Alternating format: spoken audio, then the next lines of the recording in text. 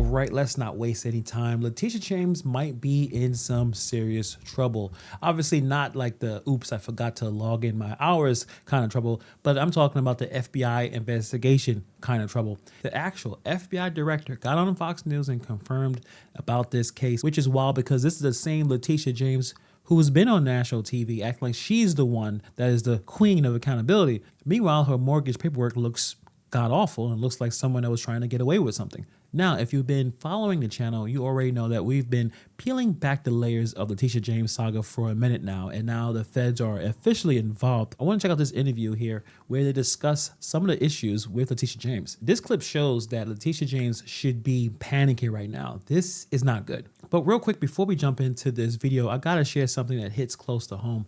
I'm turning 41 this year, and my parents, they're right in that Medicare zone right now. And let me tell you, navigating that system is like trying to beat Mike Tyson's Punch-Out without a controller.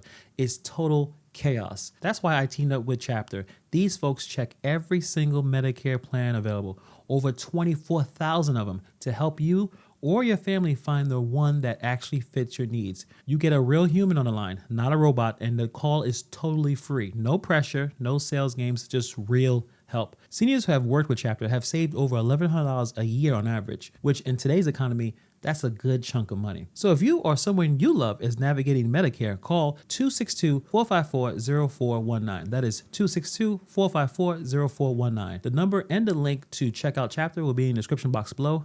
Now let's get back into it.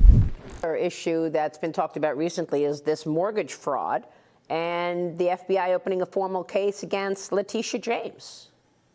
So again, ongoing cases, and we take our ongoing investigations very seriously because we don't want to do what our predecessors did, which is talk about them ad infinitum in the public and then nothing happens. Okay, so let's stop it right there. So obviously this is a big deal. The FBI director is trying to talk to the American people. They're on Fox News, you know, the home court advantage, but they confirmed that they're open the case. So this is a serious situation. This is the FBI director sitting at Fox News saying we're looking into her, obviously for the mortgage fraud. Now, why is mortgage fraud such a serious thing? Well, it's a big deal, obviously, but it speaks to your character. If you're lying on housing documents, that means you're willing to manipulate systems most Americans need, they depend on to survive. So this is not just some, you download an album on the internet or something.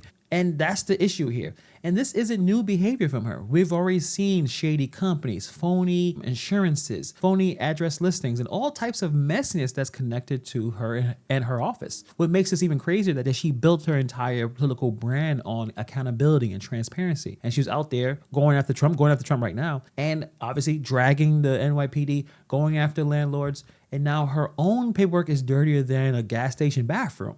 It's just kind of ridiculous. And the fact that you're even talking about this out loud, it shows that the pressure is mounting. You don't talk about an active case on national TV unless you're trying to send a message. And that message is, Letitia James, you might need to make sure you tap in that $10 million apparently that you're going to be using from our taxpayer money to try to get out of this case, because you may want to call that lawyer again, because I don't think you're going to be able to get out of this situation here. This case, I can tell you, is being handled by our professional pros who are subject matter experts reporting directly to headquarters, which reports to Dan and I. This case, along with others, because it is a case of great public importance. And unlike other leaders who previously sat in these seats, we don't prejudge any case. We don't care what party elected you to what. It doesn't matter to us. It's irrelevant. If you broke the law, we are going to find out and we are going to investigate you. And then. Okay, so this is a very interesting point here. So the FBI wants to be neutral. We don't care who you are. If you broke the law, we're coming after you. All right, sounds good in theory, but the actions are not matching on either side of the political aisle. But let's just talk about the Republicans right now with Trump. There's a guy in New York, Eric Adams. You might have heard of him. He is the mayor of New York City. And at this point, I don't think he's going to get reelected. Low polling numbers. He's really unpopular. There's no way he's going to get reelected. And the saddest part of all this, that we may get Andrew Grab-ass Cuomo as mayor. The same Andrew Cuomo as a governor. That there's a lot of criticism that a lot of people, senior citizens, died during COVID because of his policies, allegedly. He may be the mayor of New York City. But that is another story for another video. But let's talk about Mayor Adams. He allegedly got caught up in a kickback scheme connected to foreign money and a shady political influence. According to the details from that federal investigation, one of the key campaign fundraisers were raided by the FBI over suspicions of illegal contributions tied to the Turkish government. This wasn't just rumor or noise. Adams had multiple devices seized, and investigators were digging into encrypted messages showing attempts to conceal communication channels. One document pointed to an individual acting on the behalf of the foreign national, the Turkish government, who may have helped funnel campaign donations. The indictment also referenced high-ranking officials allegedly coordinating with Adams to avoid getting caught, to avoid detection. And in the classic caught red-handed fashion, Adams reportedly told investigators he couldn't remember his phone passcode multiple times. Meanwhile, texts from his team appeared to suggest that they were scrubbing communication records. So this wasn't a little issue. This was a big problem. This wasn't a little campaign bookkeeping error. We're talking about serious allegations, wire fraud, campaign finance violation, and foreign influence peddling. Yet somehow the heat just cooled off. The probe went quiet, and the DOJ dropped the case. And we have breaking news. A federal judge is dismissing corruption charges against New York City Mayor Eric Adams. Adams was accused of engaging in a quid pro quo with the Trump administration to drop the charges in exchange for cooperation on immigration enforcement. And that's what the Justice Department had wanted. They wanted the case dropped to free the mayor to help carry out President Trump's immigration priorities, but they wanted the case dismissed in such a way that it could be revived.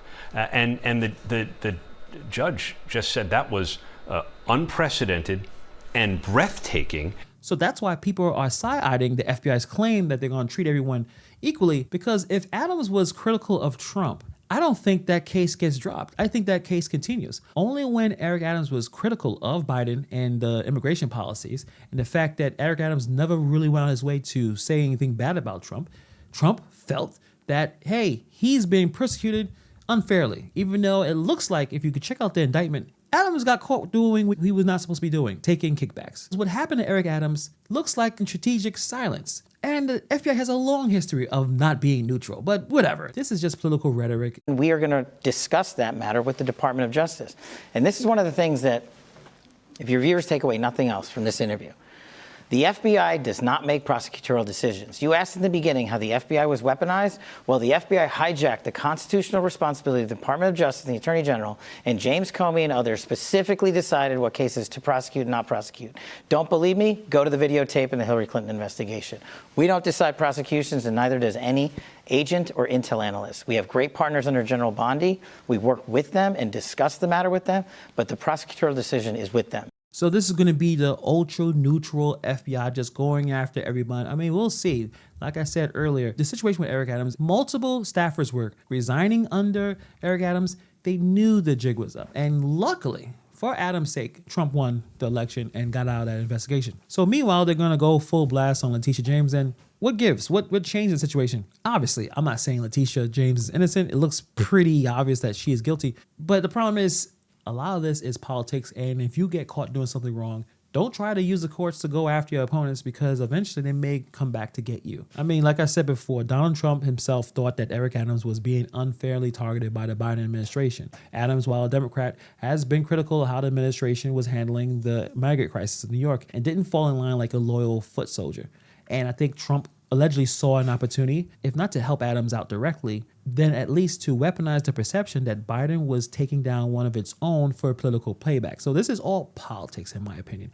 All this stuff is politics. LETITIA James should have been honest on those mortgage paperwork, especially if you're going to go after Trump, where it looks like that's a political hit job. So understand what he's saying. The FBI does the digging, and the Department of Justice decides if someone gets charged. So we'll see in the next 4 years if they equally go after every single person, regardless of political affiliation. But I think with Eric Adams, it's not a good start. In my opinion, Eric Adams should have been prosecuted. But let's bring it back to the main event, LETITIA James. If I was her, I would be panicking, because once the FBI starts making noise like this, public noise, most likely you're going to get a charge. The investigation is going to have the ripple effects. If she's found guilty of even half of what's been whispered or rumored or even talked about, the fake mortgages, forged documents, all the stuff that's going on, it's not just her career is over, her entire freedom will be over. Every case she's ever filed will take a second look at. I mean, I think she once tried to run for governor. That's not going to happen now. It's pretty much done. If she gets prosecuted and gets convicted of these crimes, it's not going to happen. So yeah, the Fed's also saying that she's not being targeted, but let's make no mistake. Letitia James is a thorn on Donald Trump's side, and she's in the hot seat. Depending on how the DOJ moves, she could either walk away, which I highly doubt, or be the next politician doing the perp walk on live TV. Let's see what happens with Letitia James. Eric Adams was able to moonwalk out the back door like nothing happened.